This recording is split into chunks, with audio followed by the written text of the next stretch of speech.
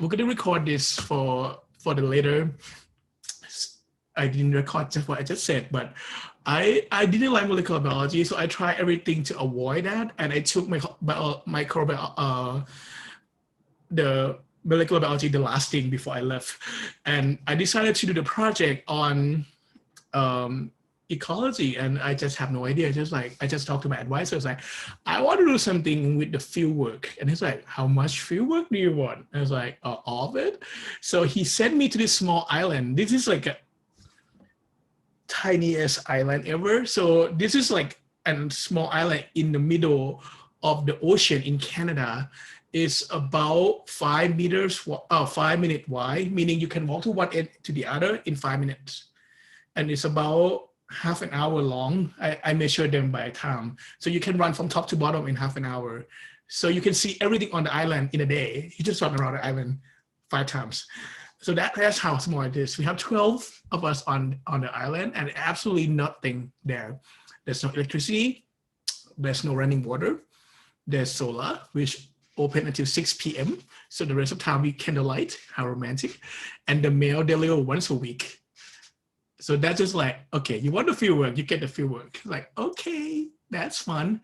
And my advisor asked me, what do you want to do? It's like, I asked, this is like me undergrad years ago. It's like, what can be done? Like what left for me to do? This station has been around for like 40 years. Like, oh, there's one group that hasn't been done. This is lichens. But okay, lichen sounds fun, close enough to mushroom. So they sent me this guy, Ralph, who are expert on moss and lichens, to teach me everything he knows in, guess how long? 3 days. So he came down for 3 days and he got all the books and dumped it in front of me and teach everything he knows. And like, okay, good luck, I'm going back. So I spent the next 2 months pretty much like with other 12 people who study birds. I'm only one who like go around and I collect lichens all over the islands and pick out all these small twigs. And there's like at least like 1, 2, 3, 4, 5 different things of lichen. It's like, oh, good. Like, oh, actually I can get my work done pretty quickly. I just grab one thing, it's like 5 species already. Yay. And I think people hate me because, you know, if you study birds, right? Birds get out super early. They're like they have the word early bird for a reason, right? So birds start coming out at 4 a.m. So my friend had to wake up at that time. I, on the other hand, work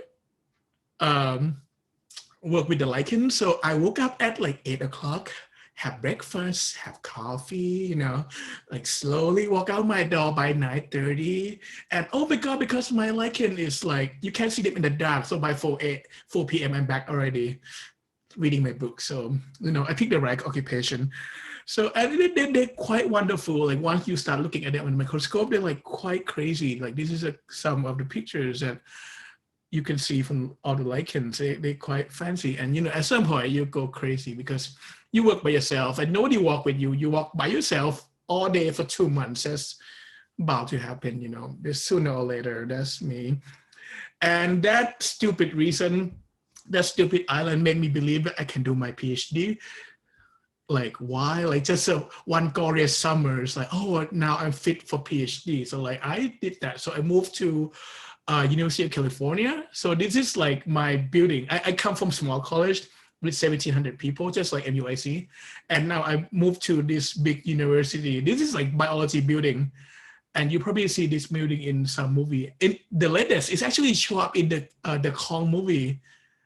It's like, if anyone seen like the Kong versus Godzilla already, it's that building in there. It's like, that's my building. Like it's like nothing to do with Godzilla, but inside there's like something that look kind of closer. They have a T-Rex inside, but over there I moved my organism again to study liverworts, which is like, what again? Liverworts are these small little things that grow on leaf. It's like mosses, but they're quite different. So if you look in that small square meter, you can see like a lot of things growing on the leaf. Like I can count easily 5 different things on that already. And it's like, yay, once again, I collect one leaf and I'm set for the rest of my life. So that's exactly what I did. So, and poor me, I was trying to work in Thailand, but due to regulations, Thai government, they love to make people go to hoops, indefinite hoops. And I wait for a permit for a year, it didn't came through. It's like, I'm like, you know what? I'm gonna go to a small island in South Pacific in called Muria. If you heard of Bora Bora before, this is pretty close by. So it's middle of nowhere again, I love island. And we have the fuel station right here. UC Berkeley have their own station right there. And I just get to walk around the island and collect my samples. And this is the view in front of my bedroom. Like every morning, this is what I woke up to. And this is Pacific Ocean. You can just swim here to Thailand. So that's pretty good deal. And I get to go there for free because it's my research, right? So I walk around and collect stuff on the island and found all this crazy stuff. And this is from other places. So since then, I basically I make myself promise that every time I go abroad to a fancy set, I'm gonna find a reason to go abroad on fancy places through work, so that I don't have to pay. So this is a picture from Costa Rica. We found this crazy praying mantis, the insect that looked like a moth. And this is another liverwort that we found on the way, and more brown findings from Malaysia. And this is me about, 20 pounds ago, like 10 kilos ago. Good God, good old days. So this is in Panama, and we collect this one unique ecosystem in Panama, and we got to see various, even this is a group of organisms that people don't think about. And yeah, that first picture is insect, actually. It's like a stick insect actually walk. I forget to take a video. But about that, I finished my PhD and get all the travels in my bag without having to pay, basically go with my research, yay. And then I moved to Chicago at the Field Museum, and people ask me why are you moving to museum? You want to sell tickets? Or you want to be exhibit, on exhibit for people to watch? It's kind of half true. So what you don't know is that behind the scene, behind the door at the museum, there's a lot of collections. There's a lot of natural history collections, like fossil, bone, eggs, and dead birds, and a lot of things. And people do research there. It's actually a research institute. And this is the basement of the Field Museum. There's giant crocodile here for no reason. Oh, that's the reason. And there's a lot of dead fish right there on the shelf, which is equally creepy at night. And the night at museum is not as fun as in the movie. It's actually really, really creepy. And the museum is 100 years old. It's super scary. But where I work is the DNA Discovery Center. So remember, I told you that I hate molecular biology, and I avoid my whole life. And I managed to avoid them into my PhD. But in my postdoctoral research, I was land a job in the DNA Discovery Center. How ironic. So don't hate anything too much. It's gonna come haunt you. So I got a job working with lichens again. And this is a big crew. Oops. I think I got lost. Okay, back. I'm back. All right, I think I got lost for a second. All right, there's a big crowd working. So these people are working on DNA. So this is me right there. So there's a big crowd working on DNA. So everything's this Kevin work on sharks, and this guy work on cocaine, not using cocaine, but study cocaine DNA. And this guy study, she's medical student, and everyone work on different things. I can't name it all. I work on this ugliest lichens. They're small, they're ugly, they look like nothing, but they're so diverse. There's about 2,000 of them in the family, and I was tasked with try to get the DNA from them all and try to figure out their relationships. And this is part of what I do. You might not understand any of this, but you should at the end of this class. So this is something that you should look forward to, that to be able to read something like this after taking this class. And another thing that I do is to develop a new method of deciding which which should be family, which should be genus, which previously are somewhat arbitrary. So that's what I did in my postdoc. And in the meantime, we used the DNA and molecular phylogeny to discover new species for Thailand. This is we in collaboration with the researcher from Thailand, we discovered this new species of lichen in Thailand. It's not making a big news because, you know, like imagine this on the news. They're like, okay, is that a rock? Is it a dirt? Like, yeah, it's no, but it's new species in Korat, is Koratensis.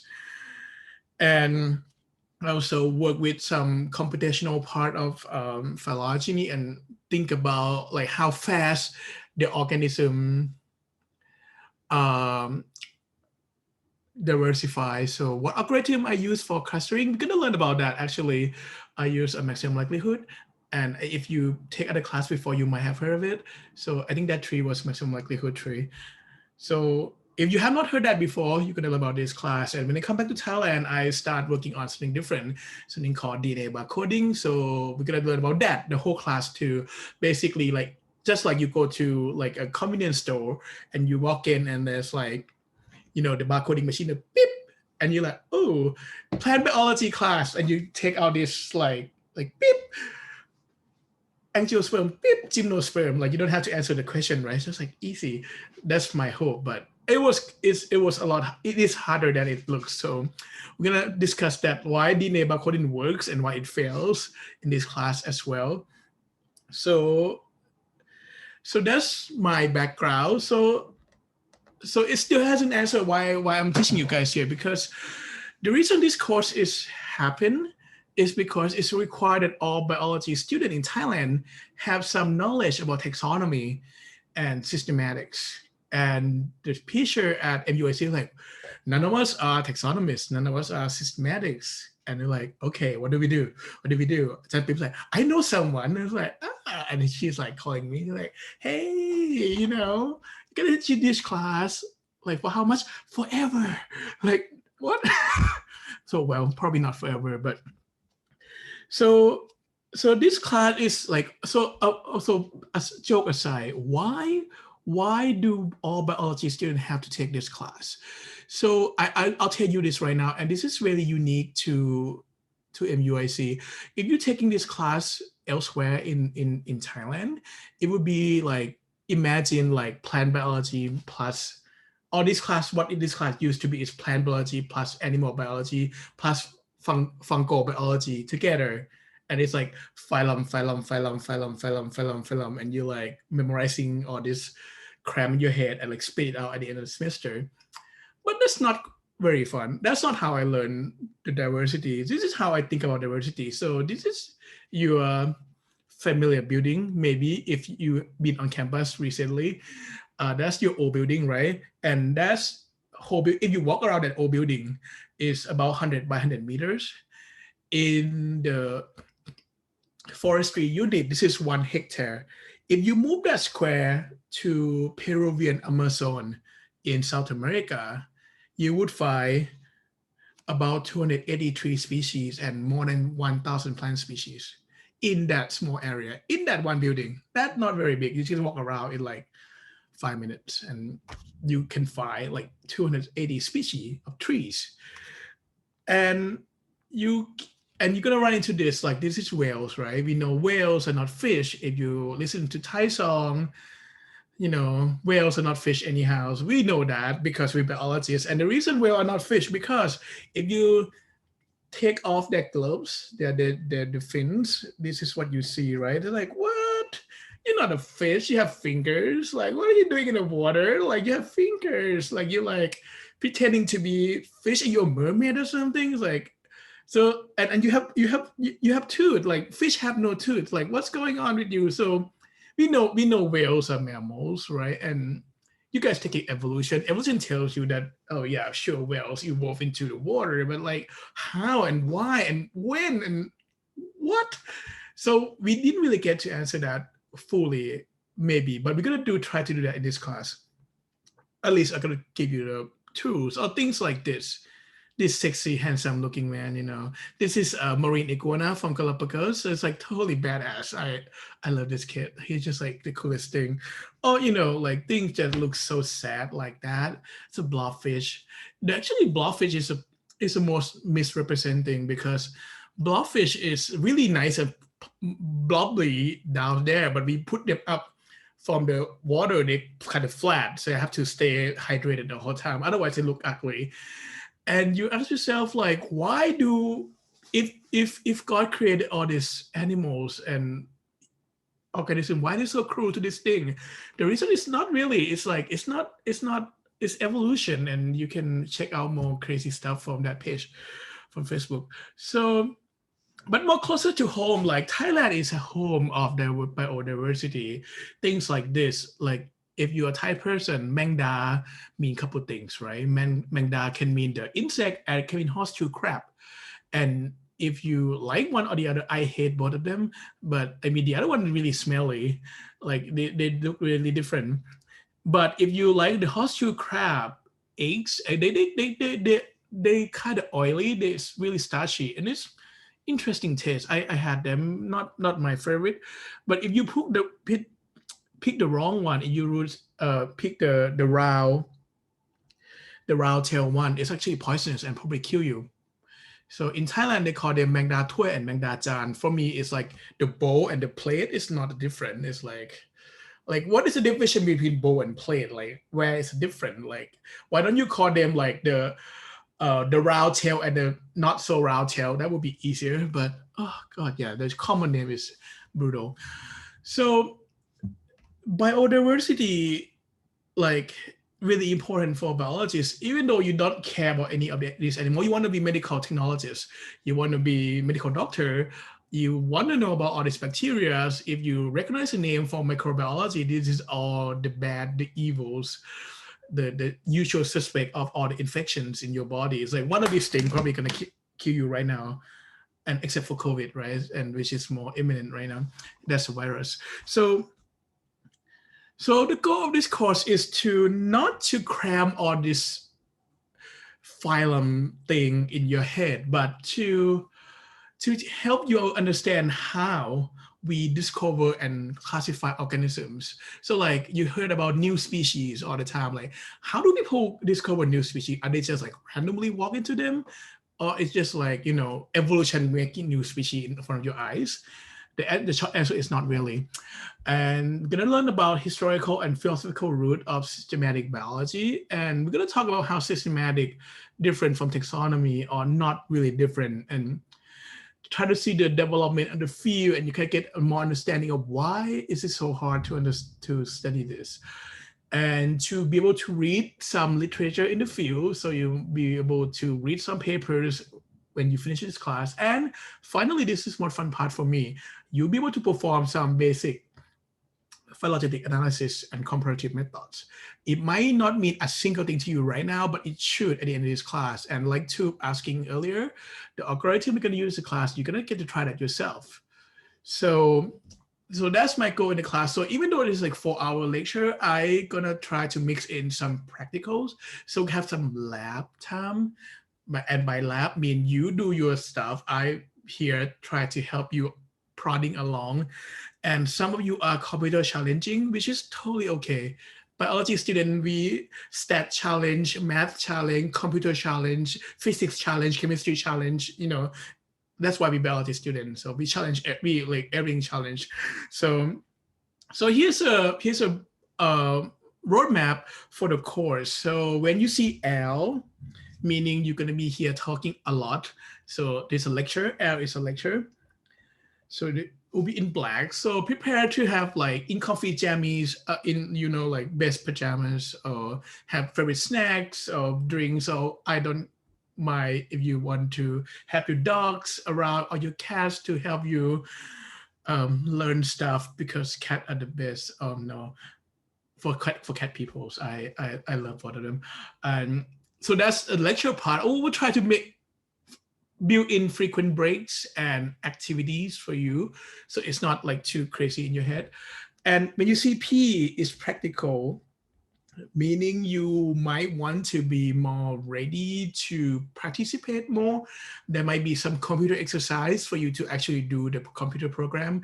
Like on some day that require computers, I would have this star on the syllabus or the computer symbol. So you should like be on your computer, download the program, ready to go. Otherwise, you can be on your iPad or can you be on your phone, in your car, the trip to somewhere. We actually had that happen last year. They're actually traveling and taking my class like on the car, which is like pretty fun. I get to update on him like, where are you now? Like I'm in Colorado, like on the way, blah blah blah. So on the lake, I don't mind or don't care at all where you are or what you're doing behind the camera. That's not my business. But when I call upon participation, I would hope you feel um, willing to participate. And if it's not like convenient, let me know. So that's the practical part. And along the way, we have some assignments, and we'll talk more about those assignments as it comes up. And so we'll have two tests. So the first test you can write down is going to be June 4th. It's going to go from lecture 1 to lecture 6. So from today to lecture 6. And once we finish lecture 6, you can burn everything.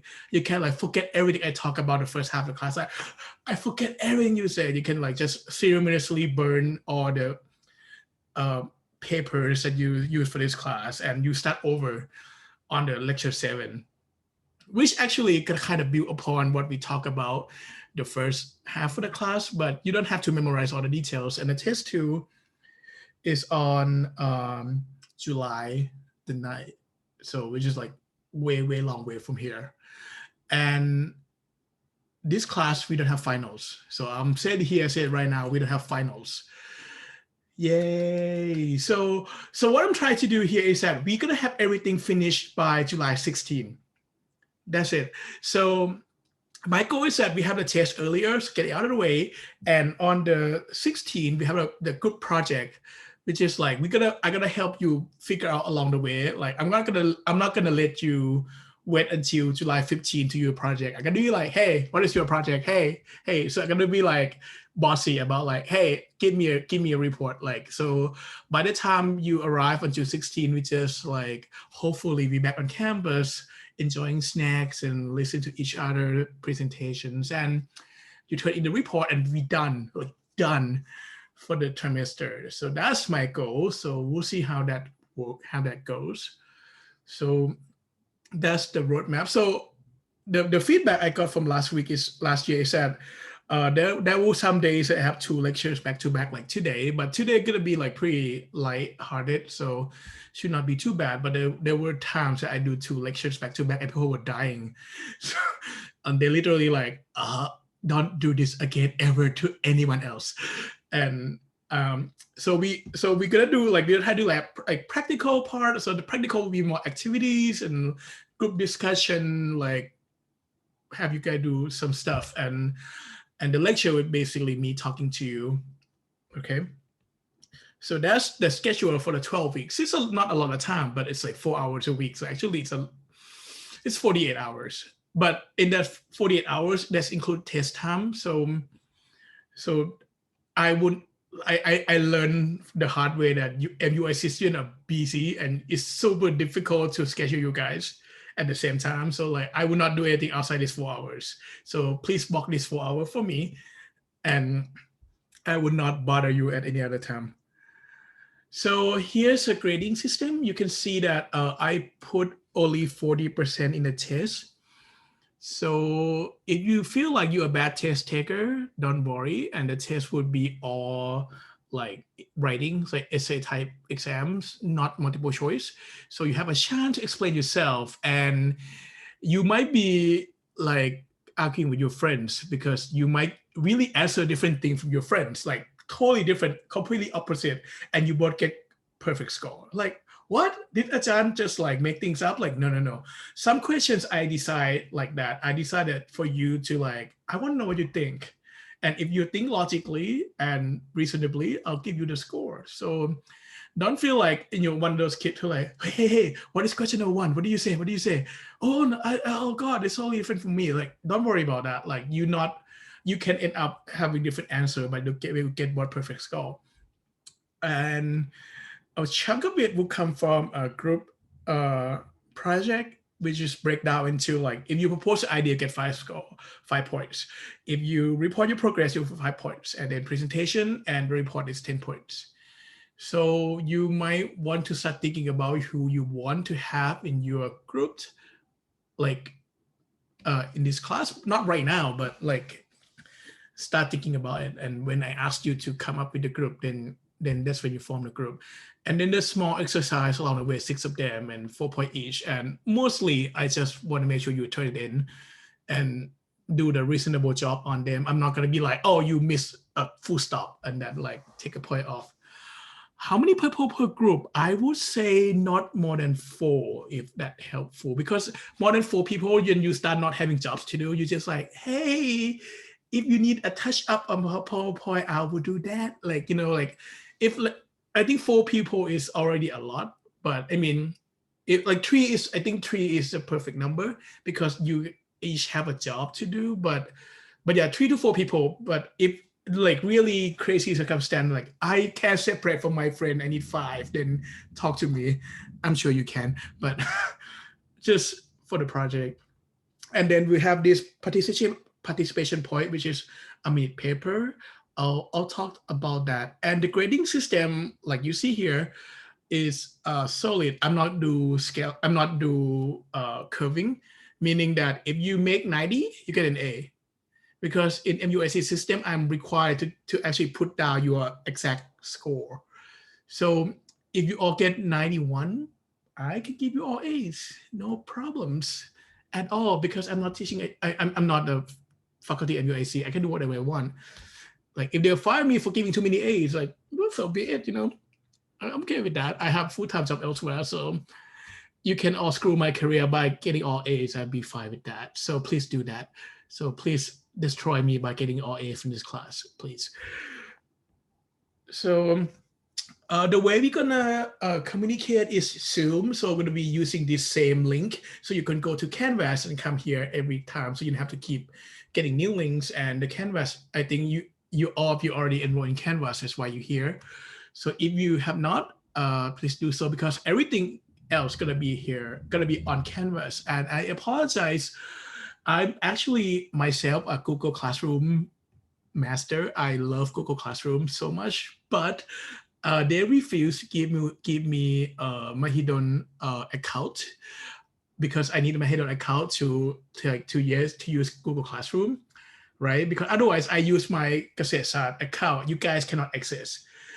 And I tried my first year, I used a Gmail account to use a generic Google Classroom, and then you guys are confused because you normally use Mahidol Classroom, and then you have to switch to Gmail Classroom, which actually make you have 2 classrooms, which is even worse. So yeah, believe me, I try, and probably not hard enough. I'm trying to reason with them that like, look, Google Classroom is easy for most people. Just give me that goddamn, like Mahidol Gmail, whatever. What's a big deal? They're like, nah, it can't be done. They're like, whatever. So, but Canvas is fine. Actually, Canvas is great, but it just have one more system to log on to. So, yeah, sorry about that. So that's, we can get all Twitter and bitch about MUSC all we want, but people do that anyhow. So we're gonna be here for 4 hours, but I'm gonna try to take frequent breaks. And if I do not take the breaks, feel free to take a break yourself, meaning like if you need to walk away for a little bit, take a bathroom break, I would not care. You can put the cat in front of the camera. You can have yourself freeze frame in front of the camera. I won't know, but, and we record all these sessions, so we're gonna repost them after so that you can review them in case you missed or internet went bad or something happened.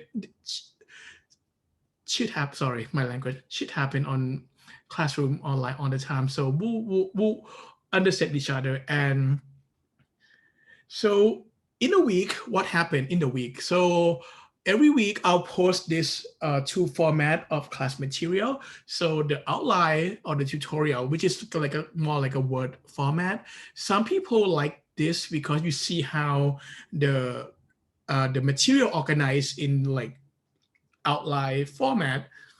But some people feel like it's a lot harder to follow because I use a slide on the right to teach. So you have both. You can do both. You can not do either. Like up to you. I provide everything. You can use your own notebook, like old school notebook, and write everything down yourself. It's fine. Up to you. So I provide everything. So if there's anything else, I can help. And this video of the class will be posted as well. So you have all the materials you need. And if you need anything else, let me know. That would help your learning, because learning in front of a computer is already bad. So I'm trying to make everything possible for you. And there were 6 exercise and reading note. There will be super short assignment. And most of the time will be like, oh, do this in the class and turn it in the class. So it's mostly just keep you like up to date. And this thing I call minute paper is my way of roll calling you. I'm not gonna be like, okay, Catherine here, Tonfai here, Richie here. No, I'm not gonna do that. This is not grade school. What I'm gonna do instead is have minute paper. And every week there's an assignment on your canvas and ask the same 2 questions. So what did you find most interesting in the class today and why? And second is what confused you the most today? So by Sunday, so I'll give you to reflect. You can do it right away, like 6 p.m. What I suggest you do is 6 p.m. log onto Canvas and answer that question super quickly. Like don't even think about it. Like, I hate you. You like speak so fast today. You like, your stupid jokes are not landed at all. Like, stop doing them. Like, this is bad. Like, just tell me. Like, don't even think about it. Like, just do it. Like, and I'll give you the full point no matter what, no matter how nasty your comments are to me. And this is helping me adjust the class weekly, like on the real time, because you can wait forever for the course evaluation. It comes like 2 weeks after the grade. So like by that time, it's too late to change anything, right? It's like, oh, sure, I fix it next semester and I forget. So this is like real-time feedback. Like, okay, I hate your music. Please, like, please don't do Taylor Swift anymore. She's horrible. I love her. But so anything you said, you, like, the feedback. So this is a real-time feedback. So just don't think about it. Just do it, and I'll give you the full point. So if you do all of them, that's like 6 points. So 6% to your grade. So what to lose, right? So that's the minute paper. And the project, we talk more about that, but basically starting about, that's why I asked you the favorite group of organisms. Starting about the groups that you would like to work with, and I'm gonna ask some systematic question, taxonomy question. This is an example from previous years. People do phylogeny of ferns and evolution of llama and friends, where llama come from. And you'd be surprised, the closest friend of llama is actually in Africa. It's actually camel. And like the DNA barcoding. So like there's a lot of possibilities. So pick organism, ask interesting question, and anything goes. And then we have the fun, like there's a lot of project on cats.